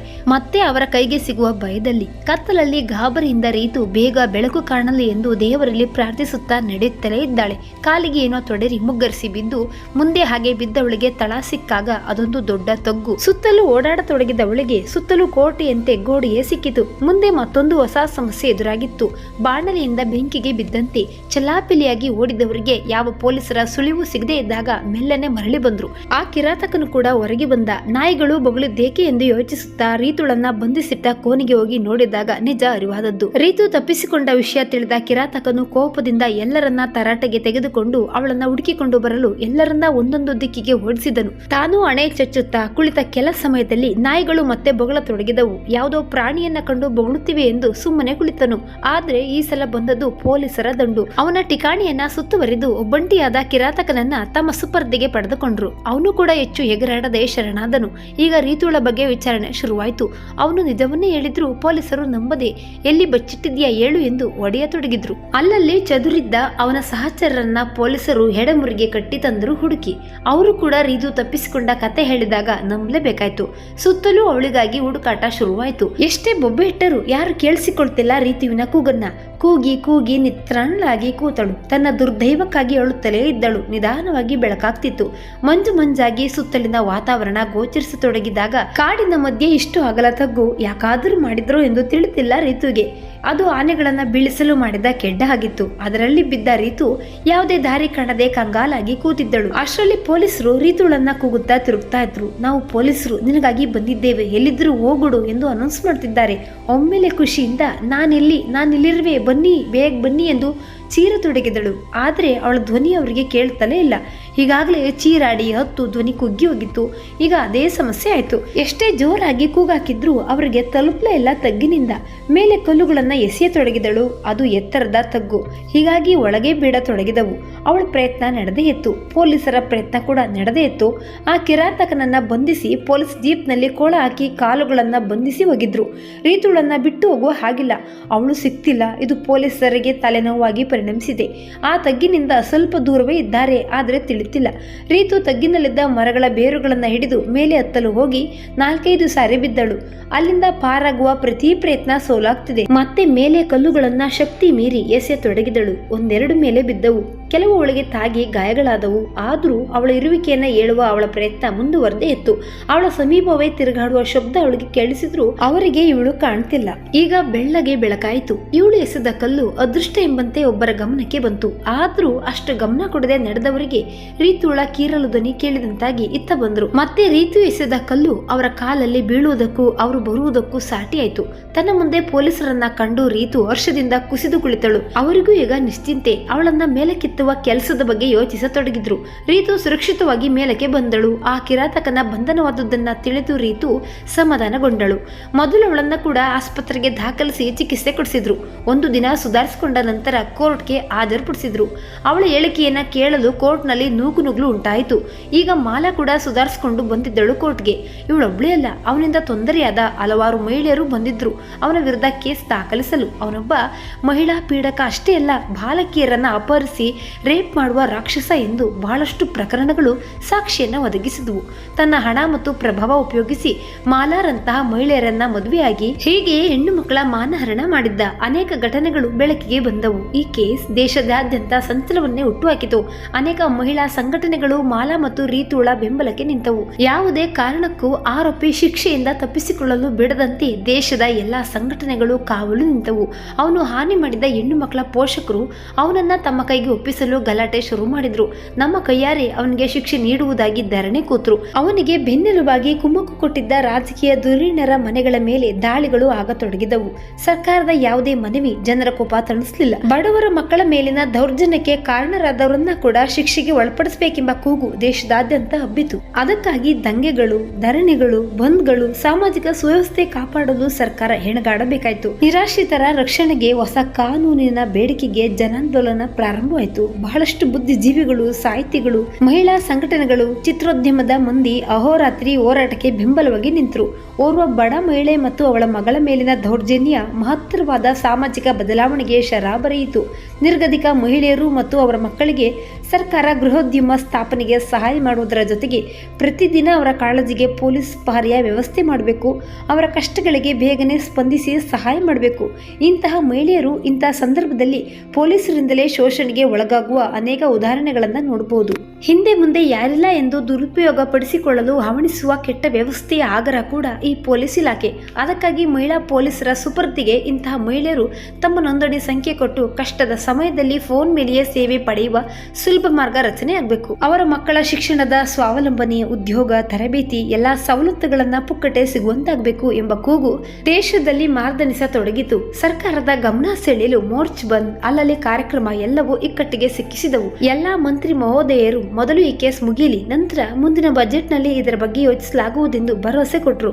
ಆರೋಪಿಯನ್ನ ಕೋರ್ಟ್ಗೆ ಬಹಳ ಬಂದೋಬಸ್ತ್ನಲ್ಲಿ ತಂದರು. ಹಲವಾರು ಅಬಲೆಯರ ಮಾರಣ ಒಬ್ಬ ನಡೆಸಿದ್ದ ಕಿರಾತಕನನ್ನು ಏನೂ ವಿಳಂಬವಿಲ್ಲದೆ ನೇಣುಗಂಬಕ್ಕೆ ಏರಿಸುವ ತೀರ್ಪು ಕೇಳತೊಡಗಿದ್ರು ಪೀಡಿತರ ಸಂಬಂಧಿಕರು. ನ್ಯಾಯಮೂರ್ತಿ ಕೂಡ ಪ್ರತಿಸ್ಪಂದಿಸಿ 7 ದಿನಗಳ ಒಳಗೆ ಇವನಿಗೆ ನೇಣು ಶಿಕ್ಷೆ ಜಾರಿಯಾಗಬೇಕೆಂದು ತೀರ್ಪು ಕೊಟ್ಟರು. ಆದರೆ ಇದು ಕೆಲ ಜನರ ಆಕ್ರೋಶಕ್ಕೆ ಕಾರಣವಾಯಿತು. ಮಾನವ ಹಕ್ಕುಗಳ ಸಮಿತಿ ಇದನ್ನ ವಿರೋಧಿಸಿ ಎಲ್ಲಾ ಕೇಸ್ಗಳನ್ನ ನಡೆಸುವಂತೆ ಈ ಕೇಸನ್ನು ಕೂಡ ಸರ್ಕಾರ ವಕೀಲರನ್ನ ನೇಮಿಸಿ ಪರಾಪರ ದೋಷಾರೋಪ ಪಟ್ಟಿ ಗಮನಿಸಿ ಇವನಿಂದ ಹಾನಿಯಾಗಿದೆ ಎಂದು ವಾದಿಸುವವರ ಸಾಕ್ಷಿಗಳನ್ನ ಪುನರಾವಲೋಕಿಸಿ ಇತ್ಯರ್ಥ ಆಗಬೇಕೆಂದು ಪಟ್ಟು ಹಿಡಿದ್ರು.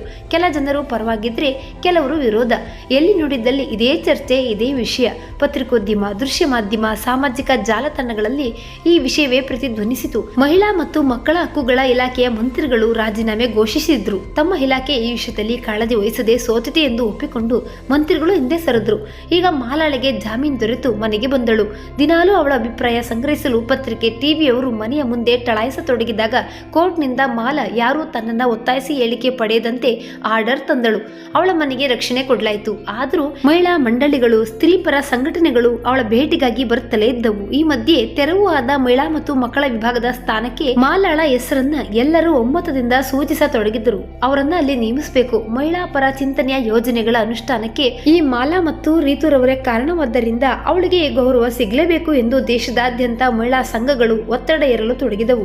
ಮಾಲಾಳನ್ನ ಕೇಸ್ನಿಂದ ಮುಕ್ತಗೊಳಿಸಿ ಅವಳಿಗೆ ಆ ಗೌರವವನ್ನ ವಿರೋಧವಾಗಿ ಆಯ್ಕೆ ಎಂದು ಸರ್ಕಾರ ನೀಡಿತು. ಈಗ ಮಾಲಾ ಅತ್ಯುನ್ನತ ಸ್ಥಾನದಲ್ಲಿ ದೇಶದ ಮಹಿಳೆಯರನ್ನ ಪ್ರತಿನಿಧಿಸುವ ಗೌರವಾನ್ವಿತ ಮಹಿಳೆಯಾಗಿ ಕಾರ್ಯನಿರ್ವಹಿಸಲು ನಿಯುಕ್ತಿಗೊಂಡಳು. ಸಮಾಜದ ಕಡೆಗಣೆಗೆ ಈಡಾಗಿ ಕೆಳಸ್ತರದ ವಿಧವೆಯಾಗಿ ತಾನು ಪಟ್ಟ ವೇದನೆಯನ್ನ ಇನ್ನು ಮುಂದೆ ಬೇರೆ ಯಾವ ಮಹಿಳೆಯೂ ಅನುಭವಿಸಬಾರದೆಂದು ಮಹಿಳಾ ಸಬಲೀಕರಣ, ಸ್ವಾವಲಂಬನೆಗಳನ್ನ ಪ್ರತಿ ಮಹಿಳೆಯೂ ಅಳವಡಿಸಿಕೊಳ್ಳುವತ್ತ ಪ್ರಥಮ ಆದ್ಯತೆ ಕೊಡುವ ಬಗ್ಗೆ ಚಿಂತನೆಗಳು ನಡೆಯತೊಡಗಿದವು. ನಿರಾಶ್ರಿತ ಮಹಿಳೆಯರು ಜೀವನ ಸಾಗಿಸಲು ವೇಶ್ಯಾವಾಟಿಕೆಗಳತ್ತ ವಾಲುವುದನ್ನು ಕೂಡ ತಡೆಯುವ ಹಾಗೆ ಕಾರ್ಯಕ್ರಮಗಳನ್ನ ರೂಪಿಸುವ ಕೆಲಸ ಭರದಿಂದ ಸಾಗಿತ್ತು. ಆ ಕಿರಾತಕನ ಎಲ್ಲ ಕುಕೃತ್ಯಕ್ಕೆ ಪೀಡಿತರು ಸಾಕ್ಷಿ ಕಲೆ ಹಾಕಿ ಒದಗಿಸುವ ಕಾರ್ಯ ಕೂಡ ಸಾಗಿತ್ತು. ರೀತುಳ ಪರವಾಗಿ ಅನೇಕರು ಸಾಕ್ಷಿ ಹೇಳಲು ಮುಂದೆ ಬಂದರು. ಅಂದಿನ ಘಟನೆಗೂ ಮುನ್ನ ಆ ಮನೆಯಲ್ಲಿ ಮಳೆಯಿಂದ ರಕ್ಷಣೆ ಪಡೆಯಲು ಪರಿಚಿತನೇ ಆದ ಆ ಕಿರಾತಕನ ಸ್ನೇಹಿತ ಓಡಿ ಬಂದು ಒಳ ಬಂದವನಿಗೆ ಋತುವಿನ ಚೀರಾಟ ಕೇಳಿ ಒಳ ಹೋದವನಿಗೆ ಅಲ್ಲೇ ಬಿದ್ದಿದ್ದ ದುಡ್ಡಿನ ಬಟುವ ಕಂಡವನು ಅಲ್ಲಿ ನಡೀತಾ ಇರುವ ಅನಾಹುತವನ್ನು ಲೆಕ್ಕಿಸದೆ ಕಳ್ಳತನ ಮಾಡಿ ಓಡಿ ಹೋಗಿದ್ದ. ನಂತರದ ವಿದ್ಯಮಾನಗಳನ್ನ ತಿಳಿದುಕೊಂಡು ಸುಮ್ಮನೆ ಕುಳಿತಿದ್ದ. ಹೀಗಾಗಿ ಅವನು ಮಾಡಿದ ಕಳ್ಳತನ ಕೂಡ ಮುಚ್ಚಿ ಹೋಗಿತ್ತು. ಈಗ ಅವನಿಗೂ ಜ್ಞಾನೋದಯ ಆಗಿತ್ತು. ತಾನು ನೋಡಿದ ಘಟನೆಯನ್ನ ನೆನಪಿಸಿಕೊಂಡು ಸಾಕ್ಷಿ ಹೇಳಲು ಸ್ವಮನಸ್ಸಿನಿಂದ ಆಗಮಿಸಿದ್ದ. ಎಲ್ಲವೂ ಮುಗಿದ ನಂತರ ಎಲ್ಲ ಕೇಸ್ನಲ್ಲಿ ಆ ಕಿರಾತಕನು ತಪ್ಪಿತಸ್ಥ ಎಂದು ಸಾಬೀತಾಗಿದೆ. ಈಗ ಯಾವ ಸಮಿತಿಗೂ ಧೈರ್ಯವಿಲ್ಲ ಈ ನೇಣು ಶಿಕ್ಷೆ ತಡೆಯಲು. ಎಷ್ಟೊಂದು ನಿರ್ದಯವಾಗಿ ಅವನು ಎಲ್ಲ ಬಾಲಕಿಯರನ್ನ ಬಳಸಿಕೊಂಡು ಎಸ್ತಿದ್ದಾನೆಂದ್ರೆ ಮತ್ತೆ ಧೈರ್ಯದಿಂದ ಆ ಮಕ್ಕಳು ಬಾಳಲೇಬಾರದು. ಕೆಲ ಮಕ್ಕಳು ಈ ಆಘಾತದಿಂದ ಸತ್ತೇ ಹೋಗಿದ್ದವು. ಇದೆಲ್ಲವನ್ನ ಗಮನಿಸಿದ ಕೋರ್ಟ್ ಕೂಡ ಕಣ್ಣೀರಿಟ್ಟಿತ್ತು. ಶಿಕ್ಷೆ ವಿಧಿಸುವ ಮೊದಲು ಆ ಕಿರಾತಕನ ಮುಖ ಕೂಡ ನೋಡಲು ಇಷ್ಟಪಡಲಿಲ್ಲ ನ್ಯಾಯಮೂರ್ತಿಗಳು. ಅವನ ಮುಖಕ್ಕೆ ಕಪ್ಪು ಬಟ್ಟೆ ಹಾಕಲಾಯಿತು. ತೀರ್ಪು ಬಂದ 3 ದಿನಗಳಲ್ಲಿ ಅವನನ್ನ ನೇಣಿಗೆ ಏರಿಸಲಾಯಿತು. ನಂತರ ಎಲ್ಲಾ ಮಹಿಳೆಯರು ವಿಜಯೋತ್ಸವ ಆಚರಿಸಿದ್ರು. ದೇಶದಾದ್ಯಂತ ಒಂದು ಸಂಭ್ರಮದ ಹಬ್ಬ ಆಚರಿಸಲಾಯಿತು. ಈ ಸಂಚಲನವನ್ನೇ ಅನೇಕರು ಅನೇಕ ರೀತಿಯಲ್ಲಿ ಆಚರಿಸಿದ್ರು. ಮತ್ತೆ ರಾವಣನ ದಹನವಾಯಿತು. ಆ ಕಿರಾತಕನ ಫೋಟೋ ಸುಟ್ರು. ಅನಾಥಾಶ್ರಮ ಮತ್ತು ಅಬಲಾಶ್ರಮಗಳಲ್ಲಿ ಹೊಸ ಹಕ್ಕುಗಳ ಮಾಹಿತಿ ಸಭೆ ಏರ್ಪಡಿಸಿದ್ರು. ಎಲ್ಲ ಹೆಣ್ಣು ಮಕ್ಕಳಿಗೆ ತಮ್ಮ ಹಕ್ಕು ಮತ್ತು ಕಾಯ್ದೆಗಳ ಬಗ್ಗೆ ಅರಿವು ಮೂಡಿಸಿದ್ರು. NGOಗಳ ಮುಖಾಂತರ ಯಾರಿಗೂ ಯಾವುದೇ ರೀತಿಯ ಅನ್ಯಾಯವಾಗದ ಹಾಗೆ ನೋಡಿಕೊಳ್ಳಲು ನೇಮಕಗಳನ್ನ ಮಾಡಲಾಯಿತು. ಕೆಲವರು ದೇಶದಲ್ಲಿ ಕೇವಲ ಮಹಿಳಾ ಸಾಮ್ರಾಜ್ಯ ಸ್ಥಾಪನೆಗೆ ಹೊರಟಿದೆ ಸರ್ಕಾರ ಎಂದು ಗೇಲಿ ಮಾಡತೊಡಗಿದ್ರು. ಕೆಲವರು ಖುಷಿ ಪಟ್ರು. ಇಷ್ಟು ದಿನದ ಮಹಿಳಾ ಶೋಷಣೆ ಮನೆ ಮನೆಗಳಲ್ಲಿ ಕೂಡ ಕೊನೆಯಾಗಿತ್ತು. ಸರ್ಕಾರಿ ಕಚೇರಿಗಳಲ್ಲಿ ಯಾವುದೇ ಕ್ಷೇತ್ರದಲ್ಲಿ ಶೋಷಣೆ ಕಂಡು ಬಂದ್ರೆ ಕೂಡಲೇ ತಪ್ಪಿತಸ್ಥರ ವಿರುದ್ಧ ಕೇಸ್ ದಾಖಲಾಗ್ತಿತ್ತು. ಅನೇಕ ಸುಲಭ ದಾರಿಗಳ ಮೂಲಕ ಸ್ತ್ರೀಯರು ಈಗ ಚಿಂತಾರಹಿತರಾದ್ರು. ಎಲ್ಲರೂ ಒಟ್ಟಾಗಿ ಈ ವಿಷಯದಲ್ಲಿ ಸಾಧಿಸಿದ ವಿಜಯದಲ್ಲಿ ಮಾಲಾಳಿಗೆ ಬಹಳಷ್ಟು ಪಾಲಿತ್ತು. ವಿಧವೆಯರಿಗಾಗಿ 10 ಹಲವಾರು ತರಬೇತಿಗಳನ್ನ ಕೊಡುವ ಕೇಂದ್ರಗಳು ಶುರುವಾದವು. ಇವುಗಳಲ್ಲಿ ಅನೇಕ ಕೌಶಲ್ಯಗಳನ್ನ ಕಲಿಸುವವರೆಗೂ ಉದ್ಯೋಗ ಅವಕಾಶಗಳು ಲಭ್ಯವಾದವು. ಬರೀ ಹೊಲಿಗೆ ಕಸೂತಿ ಎಂದು ಕೂಡದೆ ಮಹಿಳೆಯರು ಟೆಕ್ನಿಕಲ್ ಕೆಲಸಗಳನ್ನ, ಮಷಿನರಿ ಕೆಲಸಗಳನ್ನ, ಮೋಟಾರ್ ರಿಪೇರಿಂಗ್, ವೈರಿಂಗ್ ಎಲ್ಲ ತರಬೇತಿ ಪಡೆಯತೊಡಗಿದ್ರು. ಇಷ್ಟ ಇದ್ದವರಿಗೆ ಡ್ರೈವಿಂಗ್ ಕೂಡ ಹೇಳಿಕೊಡಲಾಗ್ತಿತ್ತು. ಒಟ್ನಲ್ಲಿ ಎಂಥದೇ ಪರಿಸ್ಥಿತಿ ಬಂದರೂ ತಮ್ಮ ಸ್ವಂತ ದುಡಿಮೆಯಿಂದ ತಮ್ಮ ಕುಟುಂಬದ ಪಾಲನೆ ಮಾಡಬಹುದಾದಂತಹ ಕೌಶಲ್ಯಗಳನ್ನ ಕಲಿತ ಮಹಿಳೆಯರು ಆತ್ಮವಿಶ್ವಾಸ ಬೆಳೆಸಿಕೊಂಡು ಪುರುಷರಿಗೆ ಸರಿ ಸಮಾನರಾಗಿ ಬೆಳೆದು ನಿಂತರು. ಎಲ್ಲವೂ ಒಂದು ಹಂತಕ್ಕೆ ಬಂದ ಮೇಲೆ ಮಾಲಾ ತನ್ನ ಮಗಳ ಭವಿಷ್ಯದ ಬಗ್ಗೆ ಚಿಂತಿತಳಾದಳು. ಅವಳು ಎಷ್ಟೇ ಪ್ರಯತ್ನ ಪಟ್ಟರೂ ಅವಳ ಮಗಳೊಂದಿಗೆ ನಡೆದ ಅವಘಡವನ್ನ ಮುಚ್ಚಿಡಲಾಗಲಿಲ್ಲ. ಇದೇ ಚಿಂತೆ ಮಾಲಾಳನ್ನ ದಿನದಿಂದ ದಿನಕ್ಕೆ ಪೊಳ್ಳು ಮಾಡತೊಡಗಿತು. ಅವಳ ಮಗಳನ್ನ ಮದುವೆಯಾಗುವವರು ಇದನ್ನೆಲ್ಲ ತಿಳಿದು ಒಪ್ಪುವುದೇ ಎನ್ನುವ ಚಿಂತೆ ಹಗಲಿರಳು ಅವಳನ್ನ ಕಾಡತೊಡಗಿತು. ರೀತು ಕೂಡ ಬಹಳಷ್ಟು ಮುಜುಗರ ಅನುಭವಿಸಬೇಕಾಯ್ತು. ಸಾರ್ವಜನಿಕವಾಗಿ ಅವಳು ಕಾಣಿಸಿಕೊಳ್ಳುವುದೇ ಕಷ್ಟವಾಯಿತು. ತನ್ನ ತಾಯಿಯ ಬಿಡುಗಡೆಗೆ ಮುಖ್ಯ ಸಾಕ್ಷಿಯಾಗಿ ಇಟ್ಟ ದಿಟ್ಟ ಹೆಜ್ಜೆ ಅವಳಿಗೆ ಕಂಟಕವಾಯಿತು. ಒಂದು ತರದ ನೋಟದಿಂದ ನೋಡಿ ಅವಳಿಗೆ ಇರುಸು ಮುರುಸಾಗುವಂತೆ ಮಾಡ್ತಾ ಇದ್ರು ಜನ. ಇವೆಲ್ಲ ಸಮಸ್ಯೆ ತಾಯಿ ಮಗಳಿಗೆ ಶಾಪದಂತಾಯ್ತು. ಇದರಿಂದ ರೀತು ಖಿನ್ನತೆಯಿಂದ ಬಳಲತೊಡಗಿದ್ದಳು. ಶಾಲೆಗೂ ಹೋಗಲು ಹಿಂದೆಟ್ಟು ಹಾಕತೊಡಗಿದಾಗ ಮಾಯಳ ಮಗಳು ರಶ್ಮಿಯನ್ನ ಮನೆಗೆ ಕರೆಸಿ ರೀತುಳೊಂದಿಗೆ ಕಾಲ ಕಳೆಯಲು ಹೇಳಿದಳು. ರಶ್ಮಿಯ ತಮ್ಮ ಕೂಡ ರೀತುಳನ್ನ ಸಮಾಧಾನಿಸಲು ಪ್ರಯತ್ನಿಸಿ ವಿಫಲನಾದನು. ಮಾಯಾ ಮತ್ತು ಕುಟುಂಬ ರೀತುಳ ಸಮಸ್ಯೆಗೆ ಪರಿಹಾರ ಹುಡುಕಲು ಮಾಲಾಳಿಗೆ ಆಸರೆಯಾಗಿ ನಿಂತರು. ರೀತುವನ್ನು ರಶ್ಮಿ ಯಾವಾಗಲೂ ಖುಷಿ ಪಡಿಸುವ ಪ್ರಯತ್ನದಲ್ಲೇ ಇರ್ತಾ ಇದ್ದಳು. ರಶ್ಮಿಯ ತಮ್ಮ ಕೂಡ ಈಗ ಕಾಲೇಜು ಕಲಿಯುವ ಯುವಕ. ರೀತುವಿನ ಬಗ್ಗೆ ವಿಶೇಷ ಕಾಳಜಿ ಅವನದ್ದು. ಚಿಕ್ಕಂದಿನಿಂದ ಕೂಡಿ ಹಾಡಿ ಬೆಳೆದ ಇಬ್ಬರ ಮಧ್ಯೆ ಸ್ನೇಹ ಸಲುಗೆ ಇದ್ರೂ ಇತ್ತೀಚೆಗೆ ರೀತು ಮೌನದ ಚಿಪ್ಪಿನಲ್ಲಿ ಒದಗಿದ್ದಳು. ನಡೆದ ಎಲ್ಲಾ ರಾಧಾಂತಗಳು ಅವಳನ್ನ ಮಾನಸಿಕವಾಗಿ ಬಹಳಷ್ಟು ಕುಗ್ಗಿಸಿದ್ದವು. ಸಮಾಜದ ನೋಟ ಅವಳನ್ನ ಈಟಿಯಂತೆ ತಿವಿಯುತ್ತಿತ್ತು. ನಿಜಕ್ಕೂ ಇದು ಘೋರ ಅಪಮಾನ. ಅತ್ಯಾಚಾರಕ್ಕೆ ಒಳಗಾದ ಮಹಿಳೆಯರಿಗೆ ಮರೆಯಬೇಕೆಂಬುದನ್ನ ಮತ್ತೆ ಮತ್ತೆ ಕೆದಕಿ ಮಾಯಬೇಕಾದ ನೋವನ್ನ ಮತ್ತಷ್ಟು ನೋಯಿಸ್ತಾ ಇದ್ರು ಜನ. ದಿನದಿಂದ ದಿನಕ್ಕೆ ರೀತು ಖಿನ್ನತೆಗೆ ಜಾರುತ್ತಾ ಮನೆಯ ಕೋಣೆಯಲ್ಲೇ ಬಂದಿಯಾದಳು. ಹೊರಗೆ ಕಾಣಿಸಿಕೊಳ್ಳಲು ಇಷ್ಟವೇ ಪಡ್ತಿರ್ಲಿಲ್ಲ. ಅವಳ ಓದು ಕೂಡ ನಿಂತೋಯ್ತು. ಮಾಲಾಳಿಗೆ ಇದು ದೊಡ್ಡ ಸಮಸ್ಯೆಯಾಗಿ ಕಾಡತೊಡಗಿತು. ಮಾನಸಿಕ ತಜ್ಞರ ಸಹಾಯ ಪಡೆದು ಚಿಕಿತ್ಸೆ ಆರಂಭಿಸಲಾಯಿತು. ಎಲ್ಲರೂ ರೀತುವಿನ ಆರೈಕೆಯಲ್ಲಿ ಮಗ್ನರಾಗಿದ್ರು. ಮಾಯಾಳ ಕುಟುಂಬ ಈ ಪರಿಸ್ಥಿತಿಯಲ್ಲಿ ಸಂಪೂರ್ಣ ಸಹಾಯ ಸಹಕಾರ ಒದಗಿಸಿದ್ರು. ರೀತುವನ್ನು ತನ್ನ ಮನೆಗೆ ಸೊಸೆಯಾಗಿ ಸ್ವೀಕರಿಸಲು ಒಪ್ಪಿ ಮಾಲಾಳ ಬಹುದೊಡ್ಡ ಸಮಸ್ಯೆಗೆ ಪರಿಹಾರ ಕೊಟ್ಟರು. ಈಗ ನಿರಾಳವಾಗಿ ಮಾಲಾ ಮಗಳ ಚಿಂತೆ ಮರೆತು ಲವಲವಿಕೆಯಿಂದ ತನ್ನ ಕೆಲಸದಲ್ಲಿ ಗಮನ ಕೊಟ್ಟಳು. ರೀತು ಕೂಡ ಚಿಕಿತ್ಸೆಗೆ ಸ್ಪಂದಿಸಿ ಬೇಗನೆ ಗುಣಮುಖಳಾಗತೊಡಗಿದಳು. ಎಲ್ಲವೂ ಮತ್ತೆ ಸಹಜತೆಗೆ ಬದುಕು ಮರಳತೊಡಗಿತು. ಮಾಯಾಳ ಮಗ ಮದುವೆಯ ನಂತರ ರೀತುಳೊಂದಿಗೆ ಹೊರದೇಶಕ್ಕೆ ಹೋದನು. ಅಲ್ಲಿ ಹೊಸ ವಾತಾವರಣ ಅವಳನ್ನ ಎಲ್ಲವನ್ನ ಮರೆಸಿತು. ಹೊಸ ಬದುಕಿನಲ್ಲಿ ಎಲ್ಲವೂ ಹೊಸದಾಗಿ ಕಂಡು ಬಾಳು ಸುಗಮವಾಗಿ ನಡೆಯಿತು. ಆದರೆ ಮಳೆ ಬಂದ ದಿನ ಮಾತ್ರ ಆ ಘೋರ ನೆನಪು ರೀತುವಿನ ಮನದಂಗಳವನ್ನ ಕೂಡ ಒದ್ದೆ ಮಾಡ್ತಿತ್ತು. ಕೆಲ ಕ್ಷಣ ಕಂಗಳಲ್ಲೂ ಮಳೆ ಹನಿಯುತ್ತಿತ್ತು. ಮರೆತೆಂದರೂ ಆ ನೆನಪು ಮರುಕಳಿಸಿ ಪತಿಯ ಪ್ರೇಮದ ಆಲಾಪದಲ್ಲಿ ಮತ್ತೆ ಮರೆಯಾಗುತ್ತಿತ್ತು. ಮತ್ತೊಂದು ಕಥೆಯೊಂದಿಗೆ ಭೇಟಿಯಾಗೋಣ. ಧನ್ಯವಾದಗಳು.